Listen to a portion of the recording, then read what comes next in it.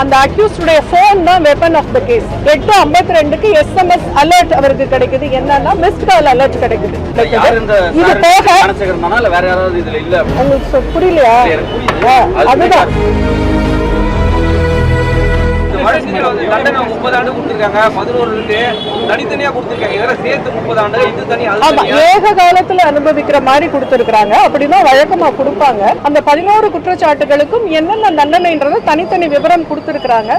அதுல ஹையஸ்ட் இந்த ஆயுள் தண்டனைன்றதுனால அதை மட்டும் மென்ஷன் பண்ணி இதுதான் அது மேக்சிமம். இந்த குற்றச்சாட்டுக்கு மேக்சிமம் பனிஷ்மெண்ட் இதுதான்.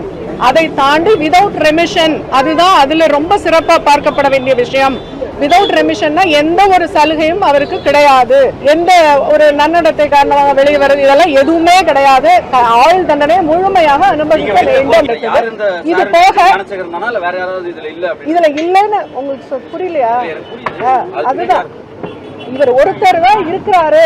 அந்த பெண்ணை ரிங்டோன் ஏதாவது வந்துதான்னு கேட்டப்ப அந்த பொண்ணு இல்ல அப்படின்னு பாதிக்கப்பட்ட பெண்ணே சொல்லிட்டாங்க. அதாவது அவளை ஏமாத்துறதுக்காக, தானும் ஒரு யூனிவர்சிட்டி ஸ்டாஃப்னு ஏமாத்துறதுக்காக போட்ட நாடகம் தான் அதுங்கிறத ஆவணபூர்வமா மட்டும் இல்ல அறிவியல் பூர்வமாகவும் இதை நிரூபிச்சாச்சு.